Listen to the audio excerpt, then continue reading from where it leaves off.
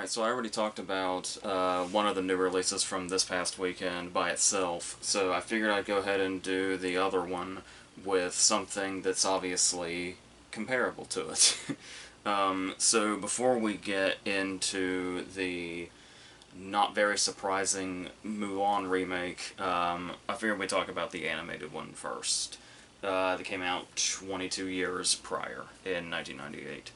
So, to begin on the animated one, this is one of the ones where I didn't really have, like, a significant attachment to it growing up. Like, it was one of the ones that was just kind of there and not one of the ones that I watched over and over again, like The Lion King or Aladdin or whatever.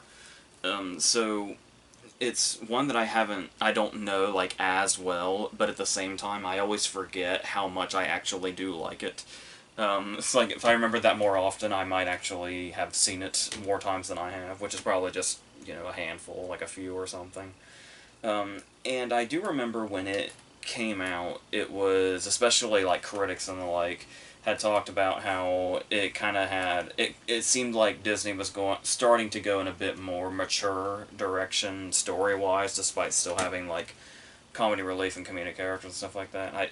I don't know, because, like, just in the few years prior to Mulan, we had, like, Hamlet with lions, and we had the story of Pocahontas, and we had The Hunchback, which went to some really dark places. So I feel like we were kind of already going in that direction, but Mulan is also a prime example of there's that stuff where, like, the animation is really vibrant in the way that we would expect from the Disney Renaissance era.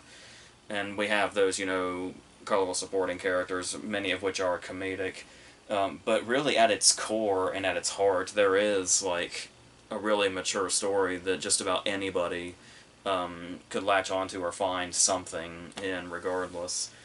Um, but yeah, because you've got, like at the beginning when we meet the dog and everything gets really slapsticky and the chickens are always making those stock squawking noises and stuff like that. And obviously you also have when she goes to meet the matchmaker and there's a whole lot of falling over and destruction there that you would associate with more of a children's movie, I guess. We get that big bit of foreshadowing to the plot itself when the matchmaker accidentally gets the ink on her hand and accidentally gives herself, like, a facial hair look. I'm going to assume that's foreshadowing. It's a little too blatant not to be. But mainly, of course, there is Mushu, the Eddie Murphy character, which is basically Eddie Murphy doing Donkey before he did Donkey.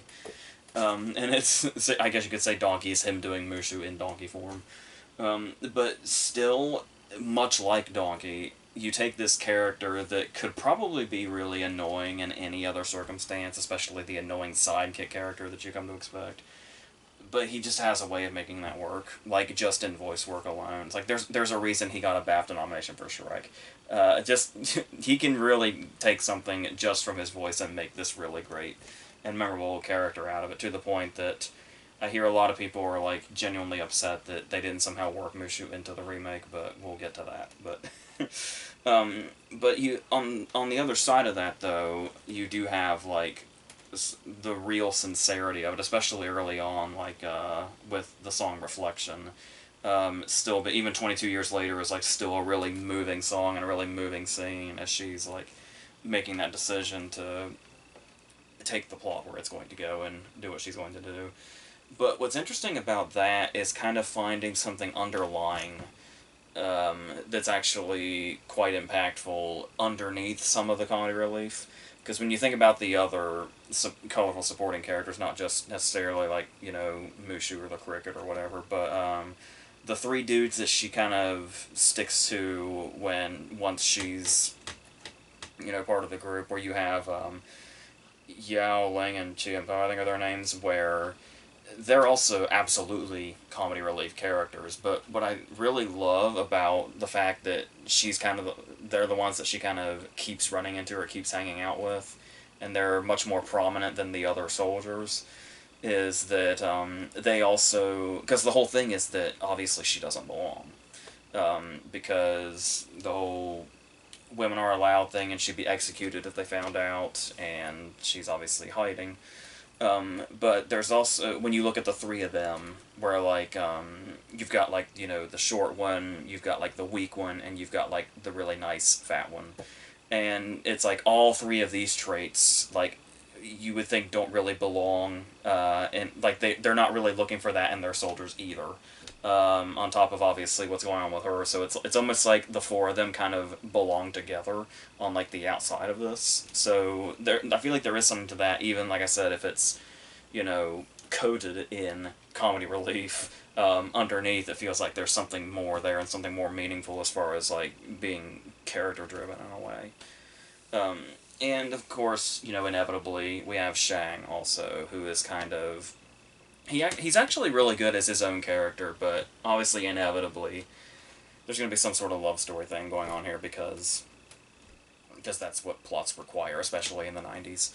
So, but we do get another great song out of him with I'll Make a Man Out of You, which is probably, well, I think Reflection is certainly the most impactful song to come out of this movie. I would say that I'll Make a Man Out of You is probably easily the most, like remembered and popular and recognizable, I guess is the term I'm looking for. So thank you for that, Donny Osmond. Uh, but and but that's the thing is, anytime you can look at, you know, maybe something is a little overly comedic or a little overly light, there's usually something to balance it out. Where you have like the moments where you're thinking, oh well, inevitably this is going to be a love story because of course. There's actually some strong moments that come from that, and not necessarily the love story aspect, but just the relationship between the two of them in kind of in general. Particularly his reaction and how he acts on it when he discovers who she actually is.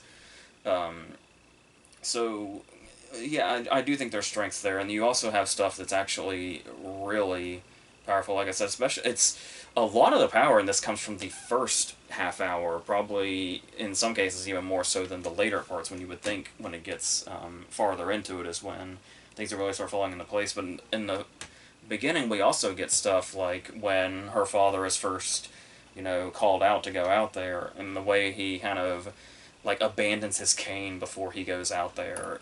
It's just these really sort of small moments, but they have a whole lot of power behind them, which really, really work and really set up not just the characters in a big way, but like her particular motivation. So it's like a really powerful moment to set up the reflection scene when we go into the whole her diving into the whole thing and then going out there. So it all comes together really nicely. But they also, in kind of Disney fashion, especially after Aladdin like popularized it again, was the idea of adding like anachronistic stuff into it, where the stuff that like doesn't fit the time frame whatsoever, specifically comedy as well, where we had whatever Robin Williams was doing in Aladdin, which we talked about in a separate video recently.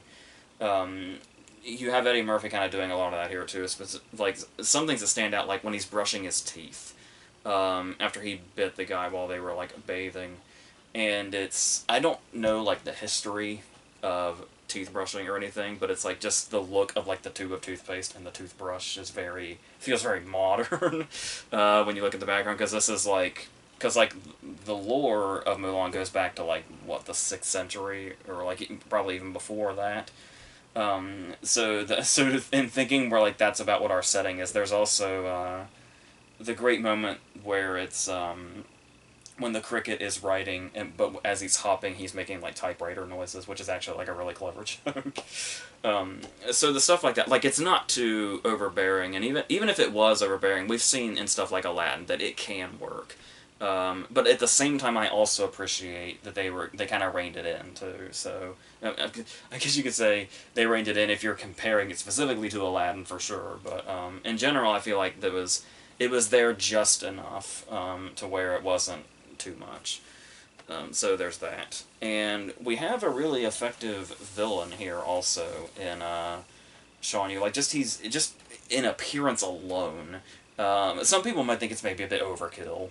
But I don't know. I for some reason I think it works, and I don't think it's necessarily too much, especially in animated movies when you want to use the animation to like make everything as clear as possible. Or like just like that almost feels like the point of animation is it can like it has the ability to be so exaggerated that you can immediately recognize things without having to have much explanation at all. Like you can just see somebody and automatically say, well, that's the villain. That was easy enough. And it makes things go smoother because you don't have to have like clunky exposition or anything like that. So I really like the way they use the animation in general to their advantage. There's also some really like sort of epic set pieces in this also, particularly really anything when the Huns are attacking is like really really big and grand, sort of like it sort of gives you vibes of the wildebeests in the Lion King coming down the mountain. Maybe not as powerful as that, but it gives you that feel again, where it's like when they're going up and down the wall at the beginning, and like that grappling hook comes up and it's just one, and then suddenly there's like a billion of them all at once. And then that happens again when we see the arrows, or when they're just charging in general, in like the snow scene, and it just all of it looks really great and like really big and epic in a way that this movie really needed, to kind of give you the whole sort of wide aspect of the story, given how it comes from. I heard like when this played in China that it didn't really they didn't particularly like the translation of the legend aspect of it or something, but I think it's just as far as in general, as far as seeing it on like kind of an epic scale, despite being a movie sort of half or three-fourths made for children, and it's got the cartoonish vibe to it at times.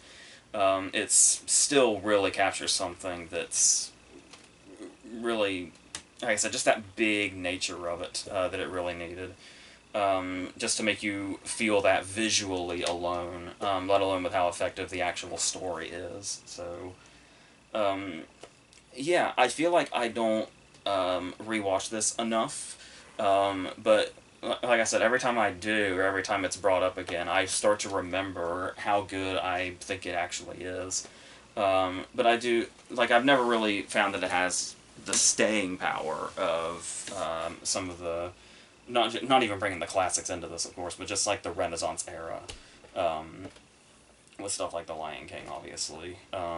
Like I said, honestly, that also just falls into, we kind of talked about this when we talked about The Sword and the Stone recently, where it almost is just a matter of which ones you chose as a kid to watch over and over again. Because at some point there were probably ones that were left out for you that a lot of people just watch constantly, and that's the ones that they consider like the ultimate classics that they grew up with and still know inside out, going into adulthood. So, like I said, this wasn't one of those for me, but I still really appreciate this movie a lot. So, yeah, so I guess we can go ahead and take that, and of course, the iconic shot of her unsheathing the sword at the beginning and seeing like her reflection, it just feels iconic.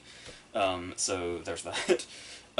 So now that we've established that, let's go into the live action remake, and this is one you can actually call live action for once when you're talking about the Disney remakes. So, as I've said before, for a while there, I wasn't entirely anti Disney remake. Like, I really liked what Favreau did with the Jungle Book, and every now and then I still defend their Dumbo remake. From, was that last year? It feels forever ago, but I think it was just the beginning of last year.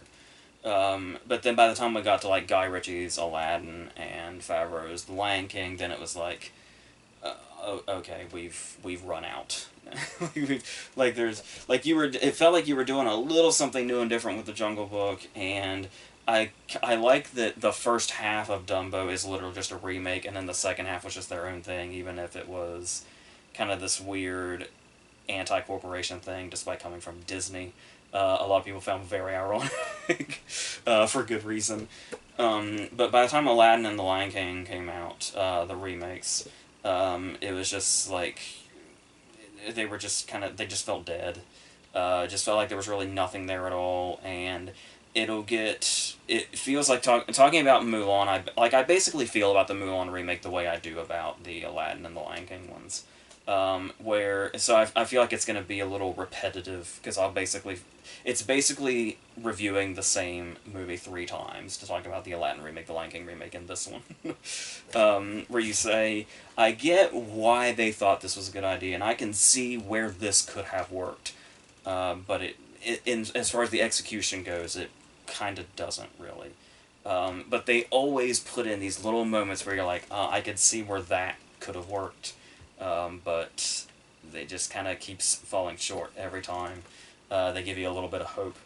So, and it's one of those cases where I was talking about, like, people really wanted Mushu in this, apparently. But I can't really imagine Mushu being inserted into this without it being a disaster, especially a tonal disaster.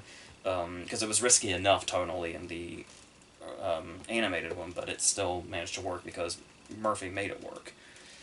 But it's another case of you don't really know how to even please people, because it could be like, oh, you're going to do this, and people say, oh, you're just going to remake it scene for scene. What's the point of that? That's so pointless. Why would anybody pay for that? And then you say, oh, well, we're going to change it completely. And they say, why would you change it? Why would you take this out? Why would you do that differently? And it's just a vicious circle. No matter what you do, it's wrong. Even if it's the total opposite, it's still wrong. But I can still see where that's coming from, because you could see it, like, if you want to take the perspective of those people, you might think of it as, if there's something that worked about the animated one, if it worked, why would you take it out? Because obviously stuff remains, for sure, but there's also stuff missing, and the question is were the things that are missing now huge strengths in the animated one? So that's where I can see the whole, hey, don't remake it directly, but hey, put that stuff in, comes from. So I can really see both sides of that. And this is a case where the story is here, and a lot of very familiar beats here. I was under the impression for a long time that this was getting, like people were kind of praising the idea of this being made because they were hinting at, like, it was going to be much more related to, like, the legend aspect of it and the old folktales or whatever. But, I mean, a lot of the stuff from the animated movie is here, just minus the more fantastical elements. So, yeah. As far as, like, I've been talking a lot about how movies look very, very polished these days, kind of in the digital era. So you're gonna have these opening scenes, much like this opening scenes of the Aladdin remake when he's just bouncing around, which are amazing in the animated Aladdin. But when we see this young Mulan bouncing around from, like, rooftop to ground to whatever, it's very awkward, like CGI looking, like it looks really off. And that's something that you would notice a lot throughout this movie, is that what I feel like they were going for was, like, the wire work that you see in Crouching Tiger, when people could just, like, take a step and they would just, like, fly to a rooftop, and then so on, and that's just the way that, like, they would fight, and they would just go into midair. The scene in the trees in Crouching Tiger, I feel like that's what they wanted to do in this to get that vibe, but instead of doing, like, legit wire work like Ang Lee did, it's just weird looking CGI. As you would expect. Like, I probably say that, and you are probably not surprised at all that they went the route of weird CGI, because of course they did. So that's what a lot of that is, and every now and then there's something. Nothing of the epic nature of, like, some of the shots of the Huns that we would see when they were, like, all gathered in these massive armies. But we get stuff like when they, charge in and, like, run up the wall, is kind of cool at the beginning. And they do this thing where, as they're doing that, like, the camera tilts in this really cool way. And them tilting the camera like that for that particular moment is really cool the first time. But because we can't have nice things, because people get too reliant on them, they do that a lot. Especially in an action scene in the middle. They got really married to the camera tilting thing when it didn't really fit the moment anymore. They were just like, this is gonna make the action scene look really cool and flashy, right? but that kind of backfired. And he said it was cool the first time, and then you should have left it as its own unique shot, but you didn't. So there's that. And of course, we've seen James Wan do that a lot, but like as far as the movie using it like once in that particular moment was really cool and felt unique to that particular moment is what I mean. So then yeah, and obviously there's going to be a lot of battle scenes. There's a lot of battle scenes. So, like it's a good chunk of the runtime. It's like I would say the movie's about an hour 50 something. I would say at least an hour and a half is training or battle sequences. And given how they are executed, maybe that would excite some people. But this is the kind of movie where even though we have really, really extended training sequences, the battle sequences leave you asking that age-old question that most movies with really big battle scenes have you asking a lot of the time. What was that guy's name again? You'll find yourself asking that a lot. If somebody looks like they're going out really dramatically, you'll be like really going through the Rolodex in your mind, like, what names have I heard? And it's just okay, that dude's gone now or whatever. There's a lot of that, and like I said, especially with how much of this movie is the training, you would think we'd know the characters, but not really. And we don't even really get standout ones like the three she hangs out with in the animated movie. There's some people that stand out just for the sheer on-the-nose factor, like, obviously we're not going to have the Lucky Cricket this time, but we do have a human character, named Cricket, who introduces himself as a Lucky Charm. So there's that. It's like, it's not really on the nose at all. No, of course not. But, yeah. So that's basically what you're looking forward to if you're looking for like little references to the animated movie or whatever, is stuff like that doesn't even really belong or really add much to anything at all. As far as like, changes they made, particularly to her character, there is, she's got a sister now, and you would think if they made that change it would be for a reason, but her sister's just like a background character. She's just hanging out back there, just to make the family look more complete, I guess. I don't know.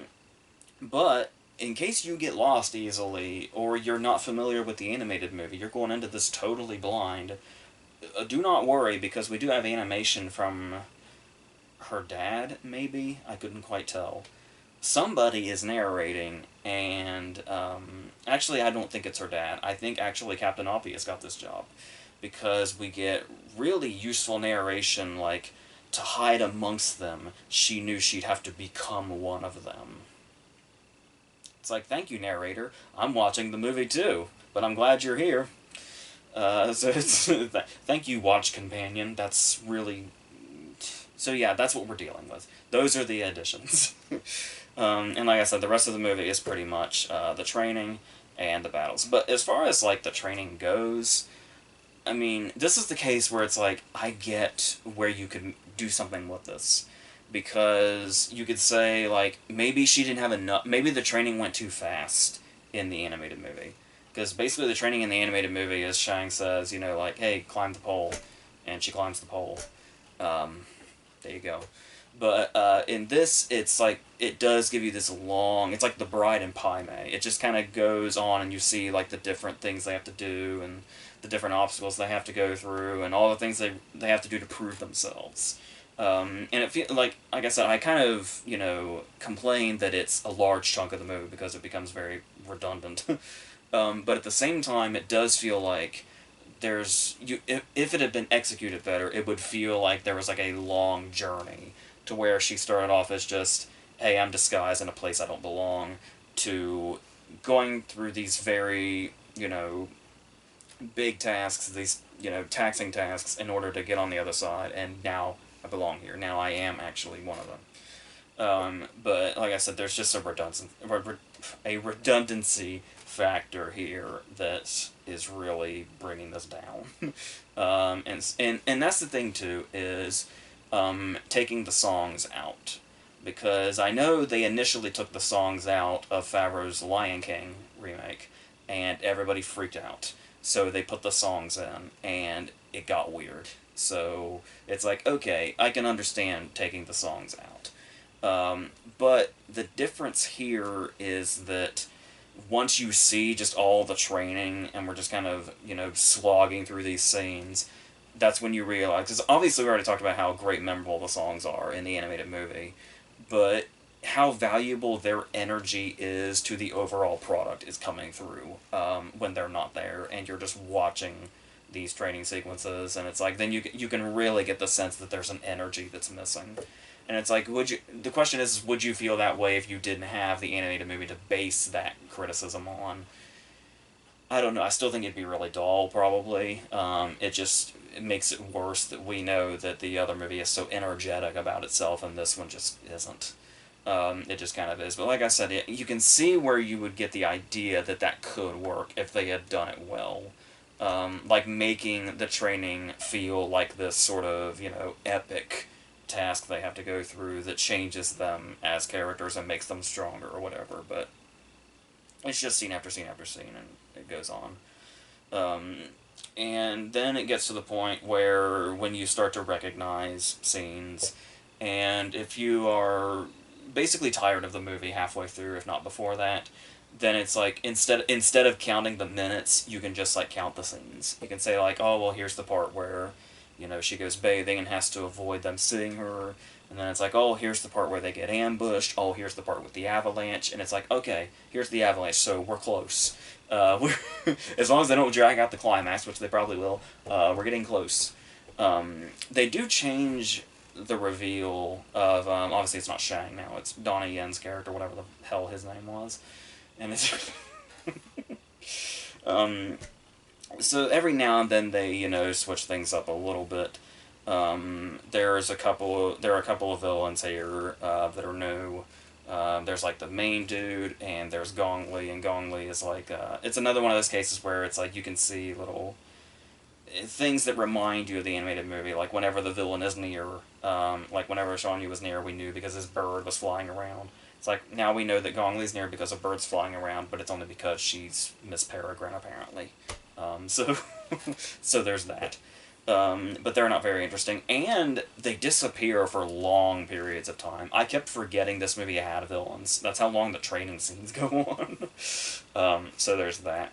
We also have Jet Li playing the Emperor, which might sound like it's kind of a waste of him, like to give him that character, but they give him more. They give the Emperor more to do in this, and he has a couple of moments that are nice, but not too entirely necessary either. So, like, there's one particular thing that they really, really build up, and that kind of has the payoff they promise, but also kind of doesn't. It, like, half does and half doesn't, so I don't know what they were going for with that. But, yeah, so that's basically what it is. Like, if you're one of those people that doesn't mind, like, really lengthy battle sequences, maybe you won't mind this. They're not, like... I mean, the production values are really nice, like the costume design and production design and all that, and they're not like really incompetently done. It's not like too overly edited or anything. If anything, it's just the camera needs to settle down a little bit is the problem, with the whole tilting thing and turning thing. But apart from that, it's not. The action scenes aren't terribly done or anything. I mean, they could have been significantly better for sure. Like, there's definitely room for that, but they're not, like, unwatchable or anything. They just might get dull after a while because they go on for so long, and they're so kind of repetitive, but, there's a point in time where they, they use catapults in kind of a hardcore way, but apart from that, it's just, they're just there, like any other of the epic battle scenes in movies like this that... aren't like, certainly not Lord of the Rings or Braveheart or anything like that, just kind of, they're just there. That's just what this movie is. Like the Aladdin remake, like the Lion King remake, it's just there, like those are, so it's not like, it's not great, but I don't mind defending it, like the Dumbo remake, and it's not something that I will say, like, is genuinely good, like the Jungle Book remake, Favreau's Jungle Book remake. I know there's a billion of those, but... yeah, so it's really just here. And I am sure the rest of the movie will be just as forgettable as the characters' names, really any time now. So, Like, maybe while I'm sitting here, the movie will just vanish out of my head already. So that's pretty much where I stand with this. So, yeah, if anything, I guess, I don't know what adding Mushu would have done to this, but yeah. Um, also worth mentioning, it's funny that you want to make the comparison that it's Mushu is basically Eddie Murphy doing Donkey before Donkey, and it's like, of course, Donkey fell for a dragon, so he's keeping it in the same era, of course. So that's where I'm gonna leave this. I think the next thing. We're actually going to stay in this Disney territory because there's a couple of things. New release, or semi-new releases, I guess, at this point, from Disney Plus that I'll look into. So, and then after that will be another Stephen King video. So, until all of that, I think that's going to be it for this.